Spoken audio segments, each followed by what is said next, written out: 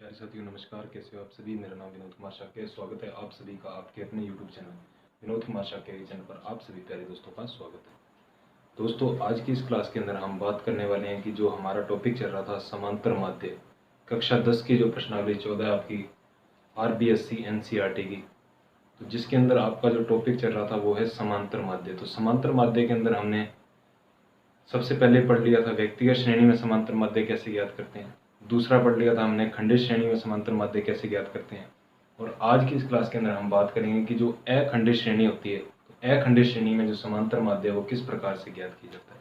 तो हमारे यहाँ पे हेडिंग होगी तीसरी जो होती है हमारी यहाँ, अखंडित श्रेणी में,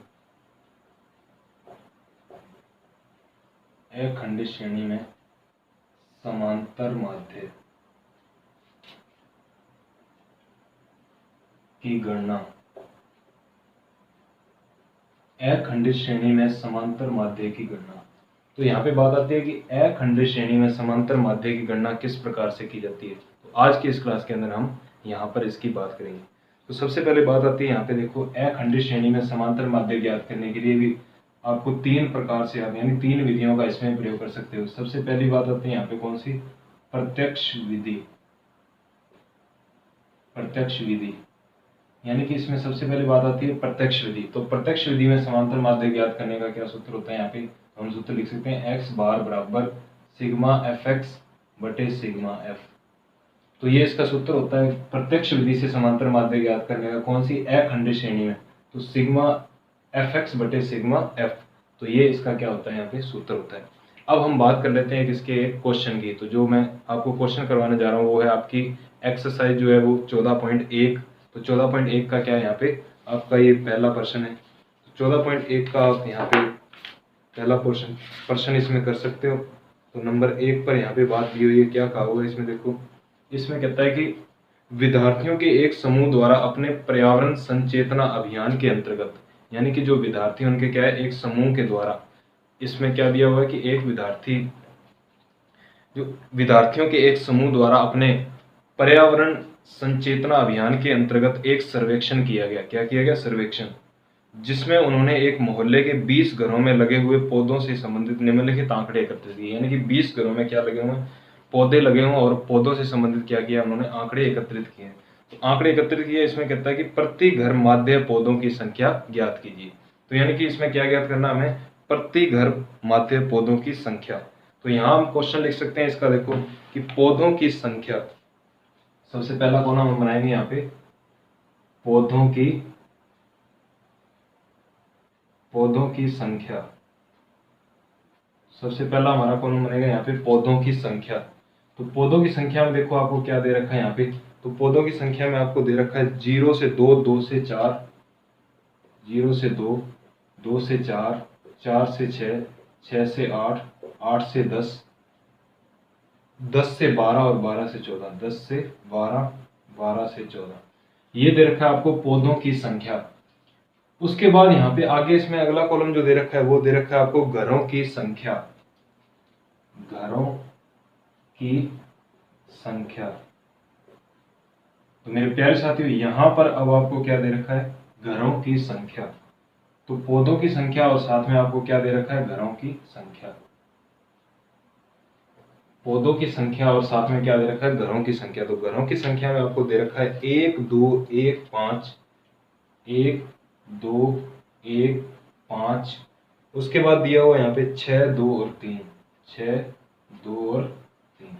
तो इस तरीके से आपको ये क्या दे रखा है, एक प्रश्न दिया हुआ है। यानी कि आपका एक्सरसाइज जो 14.1 है, आपकी जो एक्सरसाइज 14.1, जिसका क्वेश्चन नंबर आपका कितना है, नंबर 1। तो एक्सरसाइज हमारी 14.1 है जिसका क्वेश्चन नंबर 1 दिया हुआ आपको। इसमें दे रखा है आपको पौधों की संख्या और घरों की संख्या। तो पौधों की संख्या आपको क्या दे रखी है, जैसे इस तरीके से ग्रुप में दी हुई है, यानी वर्गांतर में दी हुई है। उसके साथ साथ क्या दे रखा है आपको, घरों की संख्या। तो जब ऐसा क्वेश्चन दिया होता है तो हमें कैसे इसका आंसर जो है वो ज्ञात करना होता है। तो इसमें बात आती है, देखो सबसे पहले हमें यहाँ पे निकालना पड़ेगा इसका मध्यमान। मध्यमान जिसे बोलते हैं हम x, यानी कि मिड वैल्यू, मध्यमान जिसे हम क्या बोलते हैं, x बोलते हैं। तो इसको निकालने का तरीका क्या होता है, देखो तो मध्य मान निकालने का यहाँ पे हम तरीका लिख सकते हैं, मध्य मान बराबर, तो किसी भी वर्ग में देखो एक तो होती है आपकी यहाँ उच्च सीमा, एक होती है निम्न सीमा। तो यहाँ मध्य मान निकालने का क्या सूत्र हो जाएगा कि उच्च सीमा या निम्न सीमा, इन दोनों में से क्या है, यहाँ पे हम क्या लिखेंगे, सबसे पहले निम्न सीमा प्लस उच्च सीमा, निम्न सीमा प्लस उच्च सीमा भाग 2। तो मध्यमान निकालने का क्या तरीका होता है कि निम्न सीमा और उच्च सीमा इन दोनों को जोड़कर कितने से भाग दिया जाता है, 2 से भाग दिया जाता है। उच्च सीमा प्लस निम्न सीमा भाग 2, तो ये क्या होता है आपका मध्य मान निकालने का सूत्र। तो ये देखो मैंने यहाँ पे लिख दिया, मध्य मान निकालने का क्या सूत्र होता है, निम्न सीमा प्लस उच्च सीमा भाग 2। तो यहाँ पे निम्न सीमा और उच्च सीमा को जोड़कर कितने से भाग दे दिया जाएगा, 2 से भाग दे दिया जाएगा। तो यहाँ हम निकालना चाहे मध्यमान, तो कैसे निकालेंगे, 0 और 2 को जोड़ा कितना हो गया 2, और 2 में 2 का भाग दिया तो कितना आ गया 1। तो इनका यानी 0 और 2 के बीच का मध्यमान कितना आ गया 1। उसके बाद अब इसमें जोड़ेंगे 2 और 4 होते हैं 6, और 6 में 2 का भाग दिया तो कितना आ गया 3। यानी 2 और 4 जोड़ दिए, 2 और 4 कितने हो गए 6 हो गए, 6 में कितने का भाग दे दिया 2 का। तो जब 6 में 2 का भाग दे दिया जाता है तो कितना आ जाता है, यहाँ पे 3 आ जाता है। तो 4 और 2 कितने हो गए 6, 6 को 2 से भाग दिया तो आ गया यहाँ पे 3। अब देखो जब यहाँ पे अंतर जब समान चलता होता है सभी में, तो यहाँ भी जो मध्यमान इसका भी अंतर क्या होगा, समान ही आएगा। तो ये क्वेश्चन को क्या है, थोड़ा सा फास्ट करने का ये तरीका होता है, यानी कि इसको आप थोड़ा सा क्या है अच्छे तरीके से यानी जल्दी कर सकते हो। तो यहाँ करने के लिए कैसे करेंगे, देखो तो 2 और 4 के बीच में 2 का अंतर है, 1 और 3 में भी कितने का अंतर है, 2 का अंतर है। तो आगे भी कितने का अंतर हो 2 का, तो 3 और 2 कितने हो जाएंगे 5, 5 और 2 7, 7 और 2 9, 9 और 2 11, और 11 के बाद लास्ट क्या आ जाएगा आपका यहाँ पे 13। तो इस तरीके से आप यहाँ पे क्या निकालोगे, मध्यमान निकालोगे। तो आपका आ जाएगा 1 3 5 7 9 11 और 13। तो उम्मीद करता हूँ यहाँ तक आपको ये क्वेश्चन समझ में आ गया होगा कि इसमें मैंने क्या क्या निकाला। एक तो सबसे पहले देखो इसमें पौधों की संख्या आपको दे रखी है इस तरीके से वर्गांतर में, उसके बाद आपको दे रखी है यहाँ घरों की संख्या। तो घरों की संख्या आपको यहाँ पे दे रखी है, उसके बाद अपने को क्या निकालना पड़ेगा, मध्यमान यानी एक्स। सब सर्वप्रथम हमें ये कार्य करना पड़ेगा। तो मध्यमान एक्स निकालने का मैंने आपको तरीका बताया, क्या तरीका होता है मध्यमान निकालने का। तो मध्यमान यानी x जिसे बोलते हैं हम, यहाँ पे x लिख सकते हैं x। तो मध्यमान x जो होता है इसे निकालने का तरीका होता है निम्न सीमा प्लस उच्च सीमा भाग 2। यानी ये होती है आपकी निम्न सीमा, ये होती है उच्च सीमा, दोनों को जोड़कर कितने से भाग दे दोगे आप 2 से, तो आपका क्या आ जाएगा यहाँ पे मध्यमान आ जाएगा। इसके बाद जो बात आती है यहाँ पे अगला जो कॉलम बनता है वो हमारा बनता है यहाँ पे देखो, जैसे कि आपने यहाँ सूत्र लिखा हुआ है, तो सूत्र में देखो हमें क्या चाहिए, सिग्मा एफ एक्स, यानी कि अपने पास x भी है और यहाँ घरों की संख्या को हम क्या मान लेंगे, f मान लेंगे। तो ये f और x हमारे पास आ गया, इसका मतलब हमारा जो अगला कॉलम बन जाएगा वो क्या बन जाएगा fx। तो यहाँ पे अब हम क्या बना देते हैं, इस कॉलम को fx बना देते हैं, यानी f गुना x। तो f आपके पास ये रहा, x ये रहा, तो fx कर देते हैं। तो 1 को 1 से किया तो 1 एकम 1, 3 दूनी कितना होता है 6, 5 एकम 5, 7 पंजा 35, उसके बाद 9 छिका 54, उसके बाद 11 दूना 22 और 13 तिया 39। तो ये हो गया आपके पास 1 6 5, उसके बाद 35 54 22 और 39। तो यानी कि ये आपके पास क्या आ गया, यहाँ पे डाटा आ गया। तो 1 6 5 35 54 22 और 39।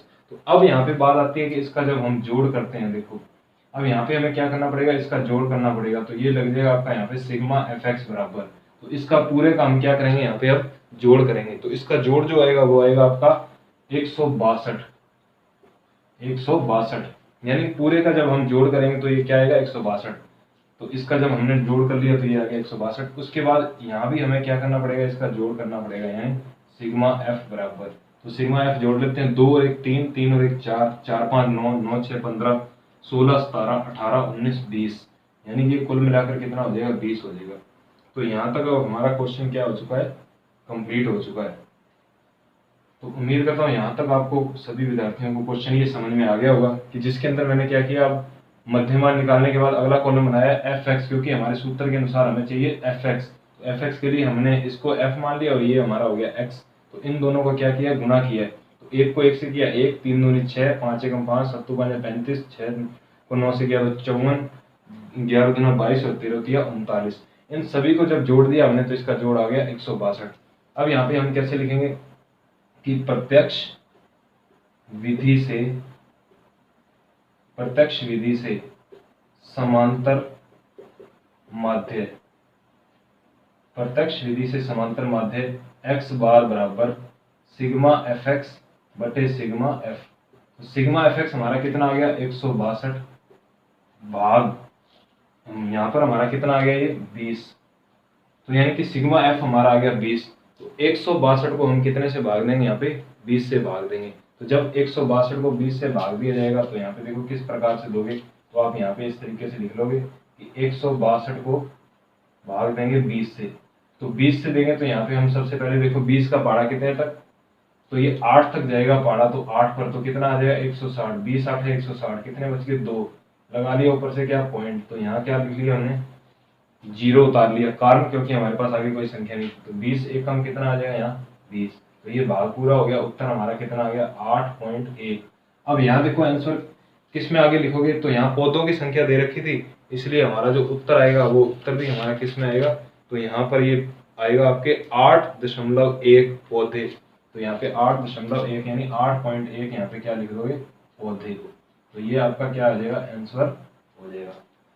तो ये हो गया आपका 14.1 का, यानी कि आपका पहला क्वेश्चन जो है वो कौन सी विधि से हो गया आपका, तो आपकी जो विधि थी वो थी आपकी यहाँ पे प्रत्यक्ष विधि, और अखंडित श्रेणी में समांतर माध्य के अंदर प्रत्यक्ष विधि से आपने ये ज्ञात कर लिया। तो ये आपको उम्मीद करता हूँ ये समझ में आ गया होगा। तो ये क्वेश्चन आपका हो गया पहला कंप्लीट, कौन सी विधि से, प्रत्यक्ष विधि से। तो इसका सूत्र क्या होता है, x बार बराबर सिग्मा एफ एक्स बटे सिग्मा एफ। इसमें क्या करना होता है आपको, इस ये जो पौधों की संख्या दे रखी है इससे, उसके बाद हमें घरों की संख्या दे रखी है, तो पौधों की संख्या जो ग्रुप में दे रखी है इससे हमें मध्यमान निकालना होता है। मध्यमान निकालने के बाद इसका क्या किया जाता है, एफ एक्स किया जाता है। एफ एक्स करने के बाद जो एफ एक्स का टोटल आएगा उसे हम बोलते हैं सिग्मा एफ एक्स, और सिग्मा एफ यानी कि इसका एफ का जो टोटल होगा, दोनों को जब भाग दे दिया जाता है यहाँ इस तरीके से, तो आपका क्या है ये जो आंसर यहाँ पे आ जाता है। तो ये तो थी देखो आपके यहाँ पे आज की ये क्लास, जिसके अंदर मैंने आपको अखंडित श्रेणी से संबंधित आपका पहला प्रश्न करवा दिया। उम्मीद करता हूँ ये क्लास आपको पसंद आई होगी। अगर ये आपको क्लास पसंद आई है तो इस वीडियो को लाइक करें, और अगर आप इस चैनल पर नए हैं तो इस चैनल को सब्सक्राइब करके बेल आइकन को जरूर प्रेस कर लें, जिससे आपको आगे आने वाली वीडियोज़ के नोटिफिकेशन मिलते रहें, और वो भी सबसे पहले। और साथ में आप क्या है कि मेरे द्वारा जो जितनी भी ये प्रश्नावली आपको ऑनलाइन यहाँ पे करवाई जा रही हैं, तो उसको समय समय पर आप सीखते रहें, करते रहें। तो आप जैसे ही मेहनत करते रहेंगे तो आपको सफलता जरूर मिलेगी। और बस ये इतने कहना चाहता हूँ। तो इस वीडियो के अंदर जुड़ा रहने के लिए आप सभी प्यारे विद्यार्थियों का बहुत बहुत धन्यवाद।